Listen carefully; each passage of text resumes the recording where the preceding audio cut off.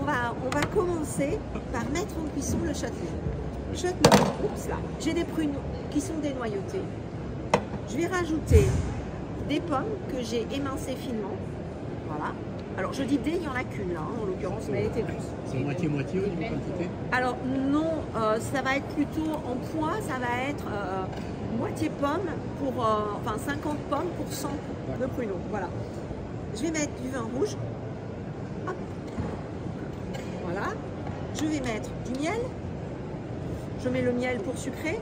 Alors, une petite information dès maintenant. Quand on sucre avec du miel, quand vous prenez n'importe quelle recette de cuisine, vous pouvez remplacer votre sucre par du miel. Ça donne un goût, bien évidemment, mais vous pouvez. Dans ce cas-là, vous prenez votre volume de sucre, vous le divisez minimum par 2. C'est-à-dire, quand on vous dit « il me faut 100 g de sucre », vous ne mettez qu'entre 40 et 50 g de miel. Pas plus. Si vous mettez plus, vous aurez trop de sucre. Et ce ne sera pas du tout ce que vous souhaitez. Et puis, je vais mettre des épices. Alors, je mets en épices, je vais mettre, voilà, j'ai du curry. Donc, je vais en mettre à peu près l'équivalent d'une demi-cuillerée. Je vais mettre du piment d'Espelette. Alors, je pourrais mettre un piment plus fort. C'est volontairement que je mets du piment d'Espelette parce que je ne veux pas que ce soit trop fort. J'ai pitié de vous. Mais moi, j'aime bien quand c'est bien pimenté, donc j'aurais tendance à mettre un piment un peu plus strong. Donc voilà, je ne sale pas. Je peux saler si je veux, mais je fais l'option, je ne sale pas. Alors, je vais mettre en route. Je vais tâcher de mettre en route parce que je ne suis pas très douée avec ces plaques.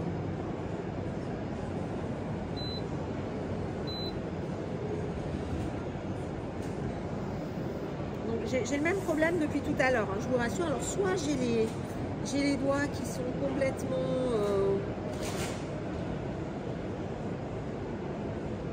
j'ai pas vraiment d'explication à vous donner hein, sur le fait que je n'y arrive pas. Ah, ça y est, c'est parti. Chouette. Donc je vais baisser parce que j'ai une petite casserole et c'est des plats qui chauffent très très vite. Donc voilà, ça, on va mélanger, ça va cuire, ça va compoter tout seul. Et on va le laisser cuire tranquillement. Une petite cuillère qui va nous servir à mélanger. Le miel va fondre. Voilà. Alors l'intérêt d'utiliser du miel dans la cuisine quand on cuisine.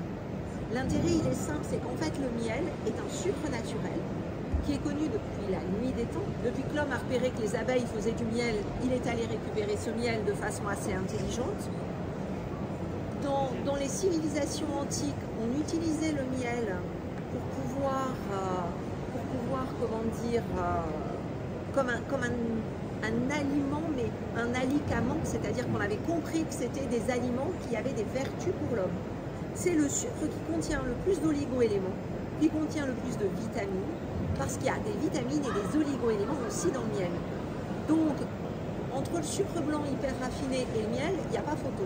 Alors tout à l'heure, quelqu'un me disait, oui, mais ça donne du goût. Alors effectivement, ça donne du goût. Il n'y a aucun doute là-dessus. Cependant, le miel va donner du goût. À vous de choisir le miel qui convient avec ce que vous préparez. Il y a du miel de gruyère, il y a du miel toute fleur, il y a du miel d'acacia. Voilà. Donc vous choisissez, vous goûtez et vous voyez ce que ça va donner. Alors ça va cuire doucement. Vous allez voir, ça va rapidement embaumer. On va juste vérifier, voilà. Et là, on va mettre à cuire nos pruneaux. Alors, ces pruneaux, pour faire la tarte, je les ai fait tremper pendant toute une nuit. Alors, le pruneau, c'est quoi? Le pruneau, avant toute chose,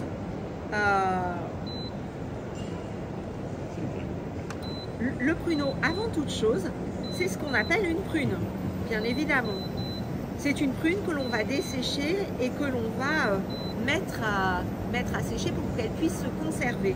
Mais le pruneau, en fait, la prune a toute une histoire. La prune, elle vient de Chine. Elle est arrivée sur le bassin méditerranéen où on a implanté les pruniers.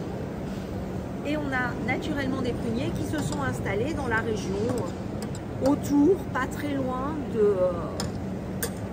d'Agen. Mais la vraie prune, qui s'appelle la prune de Dante, qui nous sert à faire le pruneau d'Agen, on la doit à un moine qui va partir au Moyen-Orient et qui va revenir avec une bouture de la prune de Damas. et il va greffer sur les pruneaux qui sont autour d'Agen, il va greffer son petit greffon de prune de Damas. Prune de Dante, en vieux français, hanté, ça veut dire greffé. C'est de là que vient le nom de cette prune en fait, tout simplement. Donc ce pruneau, alors moi je l'ai fait tremper, donc là voilà, je vais y rajouter un tout petit peu de rhum. Alors quand je dis un peu, c'est vraiment un peu, hein. Voilà. Je vais y rajouter un tout petit peu de vin rouge. Je l'aime pas beaucoup votre recette. Comment? Il n'y en a pas beaucoup. Ah non, non, j'en mets pas beaucoup. Ah ben, je l'ai dit, hein. Voilà, c'est avec parcimonie. Je mets un peu de miel, toujours pareil. Je vais mettre un peu de cannelle. Je reviens à mon pruneau après, hein, parce que j'ai plein d'autres choses à vous dire sur le pruneau. Et je vais mettre de la vanille. Alors la vanille, un petit mot sur cette vanille. Je vais mettre un demi-bâton. Je vais le couper dans le sens de la longueur. Hop. Je vais le gratter pour que les graines puissent vraiment se répandre à l'intérieur, bien sûr. Mais je vais aussi mettre la gousse. Je ne la jette pas. Quand vous allez dans les pays où on produit la vanille, on vous explique que ça a autant de goût que les graines. Et que si vous le jetez, ben vous jetez quand même, c'est quand même une des épices les plus chères du monde, donc on ne jette pas. Après, deux solutions. Moi, ça, je vais le mixer tout à l'heure. Donc comme je vais le mixer, je peux laisser ma gousse et la mixer. Ça ne pose aucun problème. Si vous utilisez de la vanille et que vous n'utilisez pas la gousse parce que vous mettez ça, par exemple, vous faites une crème anglaise, donc vous allez juste l'utiliser, vous pouvez mettre la gousse pour tremper, pour que ça prenne le goût. Vous l'enlevez, vous la rincez, vous la faites sécher. Et vous pourrez la réutiliser. Vous mettez ça dans un bocal, dans une boîte hermétique. Quand vous en avez plusieurs, vous mettez ça dans un mixeur et vous refaites de la poudre de vanille. Et ça marche très très bien. Astuce anti-gaspi. Cette gousse, vous pouvez aussi très bien la mettre, par exemple, comment? Dans les confitures, tout à fait. Vous pouvez aussi les mettre dans un pot avec du sucre et vous finissez, vous n'achetez plus de sucre vanillé. Dans les îles, on fait beaucoup de sel à la vanille aussi. Donc pareil, comme pour le sucre, on met dans du sel. Et puis vous pouvez faire votre extrait de vanille, vous achetez de l'alcool. Vous savez, cet alcool dans lequel on met les fruits à mariner. Bien, vous en prenez, vous mettez ça dans une bouteille, vous mettez tous vos petits morceaux de vanille qui vous restent. Vous mettez ça dedans, votre alcool va brunir et vous aurez de l'extrait de vanille. Donc voilà, deux, trois petites astuces pour pouvoir avoir un produit autre. Alors, mon pruneau, je reviens à mon pruneau quand même. Donc, mon moine revient, il greffe cet arbre, ça marche du feu de Dieu, ça part partout. Et ce pruneau, ce qui est très intéressant à voir, c'est que notre pruneau, en fait, il va petit à petit prendre le nom de pruneau d'Agen. Or, la culture du pruneau ne se fait pas à Agen même. Elle se fait bien autour et bien loin, sur une zone qui est beaucoup plus grande. Alors pourquoi est-ce qu'on appelle ça un pruneau d'Agen? On l'appelle pruneau d'Agen parce qu'à l'époque, il y avait une règle qui faisait que le port de départ des produits était estampillé sur les caisses. Et ce pruneau d'Agen, en fait, quand il quittait la région d'Agen, au sens très large du terme, on mettait dans des caisses et les caisses embarquaient à Agen, puisque c'était un port. Et les gabarres qui remontaient la Garonne pour aller jusqu'à Bordeaux emmenaient des caisses, et toutes les caisses qui quittaient Agen étaient estampillées Agen. Donc c'était du pruneau d'Agen. Quand les gens ouvraient la caisse et qu'ils découvraient le pruneau, c'était une caisse sur laquelle il était écrit Agen. Donc pour eux, c'était du pruneau d'Agen. Aujourd'hui, c'est un produit labellisé. Deux petites remarques là-dessus. Pruneau labellisé, c'est-à-dire que c'est un label qualité dans notre région. Ça fait partie des 247 produits sous signe officiel de qualité que l'on a. Cependant, quand vous faites vos courses, si vous êtes un peu attentif, retournez les paquets et vous verrez que vos pruneaux d'Agen, il y en a qui arrivent du Chili, il y en a qui arrivent de Chine, il y en a qui arrivent de partout. Parce qu'en fait, ça fait partie de ces cultures où on a protégé, comment je vais dire ça, on a protégé avec un cahier des charges une culture, mais le nom en fait, eh ben, tout le monde l'utilise. C'est la même chose avec la saucisse de Toulouse. La saucisse de Toulouse, c'était une saucisse label rouge, mais cette saucisse label rouge, en fait, le nom n'est pas protégé.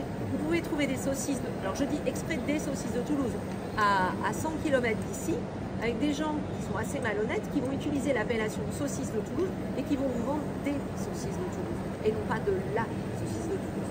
Donc faites attention quand vous l'achetez. Ah mais je vous en prie, la seule chose qui me déçoit pour vous, c'est que vous n'allez pas goûter. Allez-y, allez-y. Comment? Ça c'est clair. Ça c'est clair. Et puis j'ai pas de micro, donc je peux même pas dire aux gens de venir goûter. Donc voilà. Alors je fais un peu attention parce qu'on a des plaques qui marchent très vite et je n'ai pas. Ah oui, j'ai pas de possibilité de les arrêter. Donc vous voyez que le pruneau d'Agen, en fait, c'est hyper intéressant. Et ce pruneau, ah vous revoilà, super. Alors ce pruneau, autre anecdote, parce que ce pruneau d'Agen, en fait, quand on s'intéresse un peu à la gastronomie, on se rend compte qu'il y a des plats ailleurs, en France, loin d'Agen, qui ne se font qu'avec du pruneau. Je vais prendre l'exemple du phare breton. Le phare breton, c'est un phare au pruneau. Le phare en Bretagne, c'est un peu comme le mia chez nous. C'est un plat du pauvre. C'est fait au départ, c'était fait sans œufs, c'était juste salé et ça permettait aux gens de manger quelque chose. La Bretagne n'était pas une région riche. Et puis petit à petit, au fil des années, le phare est devenu, s'est enrichi petit à petit, notamment pour les fêtes religieuses, parce qu'en Bretagne, il y a beaucoup, on est sur une région très religieuse. Et ce phare s'est enrichi d'abord des œufs et puis ensuite du pruneau. Alors pourquoi du pruneau? Parce qu'en fait le pruneau a sauvé bon nombre de marins. Les marins à une époque étaient malades à cause du scorbut. Et ce pruneau d'Agen qui se conservait, qui pouvait être emmené en mer, qui pouvait être emmené partout, et ce pruneau il avait une capacité incroyable, c'est qu'il leur évitait d'être malade. Donc ce pruneau, il s'est enrichi, il a enrichi le phare parce que quand les marins partaient, on faisait des phares et on leur donnait des phares à manger. D'où l'histoire du pruneau d'Agen qui est dans les phares bretons. Vous voyez, on est vraiment sur des choses... Alors je vous explique ce qu'on fait. Et je suis attentive parce que ça va vite coller. On fait deux recettes là très différentes. Alors à la maison, ça, il faudrait laisser cuire 3 quarts d'heure tranquillement à petit feu. Là, je suis au plus bas de mon feu et j'ai déjà plus de jus. Là, on a un chutney au pruneau. Le chutney, c'est donc ce condiment indien à base de pommes, de pruneaux, d'épices. Donc là, il va être bien. Ça, j'ai mis pruneau. Alors, je vais vous le faire sentir. Allez-y, sentez, je vais vous faire goûter après.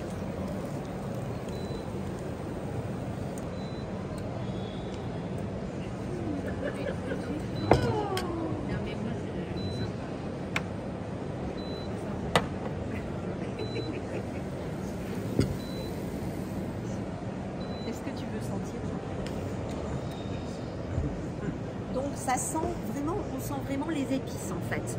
Donc ça, on va le laisser. Alors, on le mange avec quoi? Ça, c'est un condiment. Donc par conséquent, c'est fait pour accompagner. Ah, le foie gras. Alors avec le foie gras, c'est juste magique quoi. Foie gras, c'est incroyable parce qu'on est avec, on a de l'épice, on a un petit peu de sucre, on a le pruneau, on a vraiment, c'est juste génial. Avec le foie gras, un reste de rôti de porc, un rôti de porc froid. Vous faites une salade, vous mettez ça à côté en condiment, c'est juste magique. C'est très bon aussi si vous faites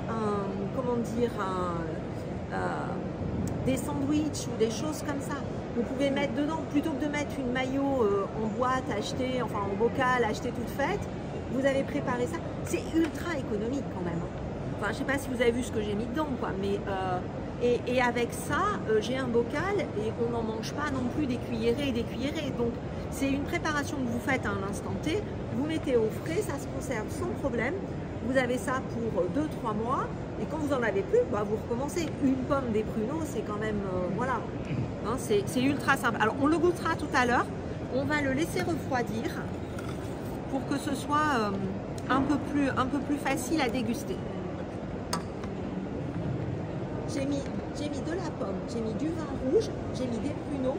En volume, il y a 2 volumes de pruneaux pour 1 volume de pommes. d'accord? J'ai mis du vin rouge, j'ai mis du curry, j'ai mis du piment et j'ai mis du miel. Voilà. Et là, on vient de préparer un petit mélange, alors qu'il n'a pas du tout la même odeur. Hein. Voilà, vous allez voir. Alors ça, c'est juste, je le mixe et je vous fais goûter. Là, on a à l'intérieur mis des pruneaux à cuire avec du miel, avec une pointe de vin rouge, une pointe de rhum. Et on a rajouté à ça de la cannelle et de la vanille. On va rajouter un tout petit peu de zeste de citron et puis on va mixer. Alors le zeste de citron sert à quoi? Le zeste de citron, il va servir à puncher le tout. C'est-à-dire qu'on a quelque chose qui du coup va être hyper punchy et ce sera beaucoup plus intéressant à déguster. Voilà. On va le mixer. Alors, mon mixeur est là, la prise est ici. Et ça, on va le mettre sur des petites tartelettes. Alors, ce qui est intéressant, c'est que là, moi, je me suis inspirée d'une recette qui est une recette historique d'un endroit de France encore complètement improbable avec le pruneau, qui est l'île Dieu. L'île Dieu, c'est une île au large de la Vendée où on a, devinez quoi, beaucoup de marins et beaucoup de pêcheurs. On y retrouve. Et sur cette île, au moment où les gens se marient, alors vous avez un port qui s'appelle Port Joinville, qui est sur cette île, et vous avez des marins qui partaient surtout à la pêche à la sardine sur cet endroit-là.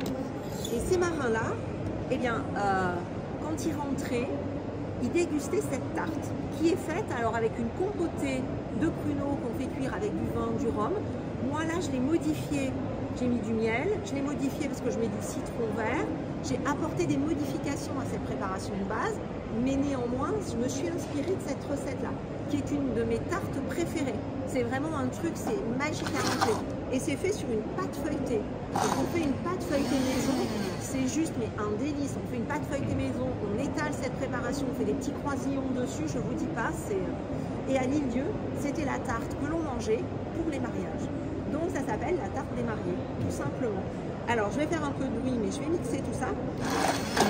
Vous noterez que je n'ai pas enlevé ma vanille. Alors c'est ce que j'expliquais avant que vous arriviez. La vanille, c'est... Il n'y a pas que les grains qui donnent du goût.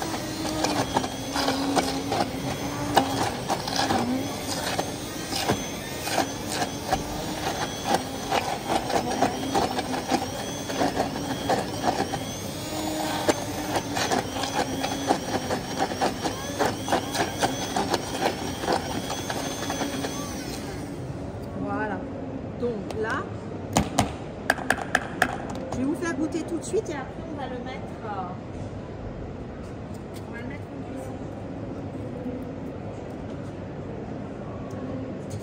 Petite cuillère. Je vais d'abord enlever un peu ce que j'ai sur mon appareil. C'est dommage parce qu'il en reste beaucoup là. Ouais, mais on va juste le récupérer hein, quand même. Hein. Donc j'expliquais tout à l'heure que la vanille, en fait, dès qu'on va sur une aire de production de cette ambre, ça vient des orchidées la vanille, hein, vous le savez. Hein. Et donc c'est une plante qui est assez intéressante parce qu'en fait elle s'est développée alors qu'en fait il n'y a qu'un seul insecte au monde qui pollinise la vanille. Donc l'homme a trouvé le moyen de remplacer cet insecte pour polliniser et pour permettre d'avoir de la vanille. Et ça se fait à la main. Donc c'est pour ça que c'est assez cher. Je vous propose de prendre une petite cuillère et de goûter déjà. Alors là, c'est pour vous dire que c'est chaud, c'est juste fait, c'est... allez-y.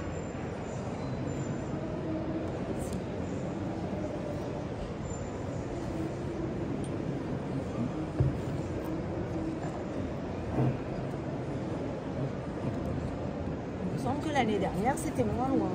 Hein. Vos bras étaient plus longs. Oui, ou mes bras étaient plus longs, si vous voudriez... Voilà. Allez-y, hein, n'hésitez pas à goûter, dites-moi ce que vous en pensez. Hein.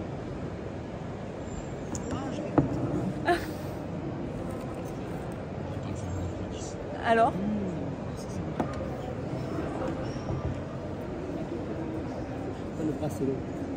c'est pas bon? Attends. j'attends pour voir s'il y a des effets secondaires. Ah, vous attendez, vous avez raison, on ne sait jamais. Il vaut toujours mieux attendre au cas où il y ait des effets secondaires. Alors, là encore, c'est méga simple. Vous avez vu en combien de temps c'est fait? Non, mais moi, je veux bien quand les gens me disent « Ah non, j'ai pas le temps de cuisiner. » Non, mais Noé, quoi. Bon, alors, vous noterez quand même que je tiens le même discours qu'à la radio. Oui, je suis assez cohérente quand même. Hein. Alors, je mets ça après chauffer parce que je vais en avoir besoin. Hop. Allez, c'est parti. C'est parti. Je vais prendre une poche à douille. Voilà. On va mettre ça dans une poche à douille et puis on va farcir des petites. Ça,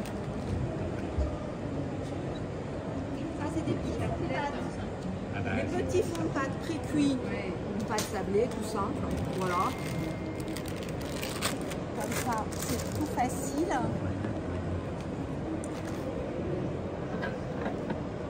Hop.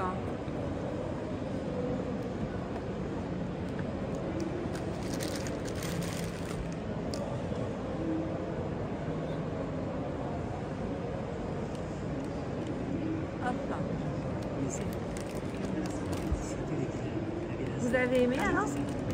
Ça va, vous avez osé goûter?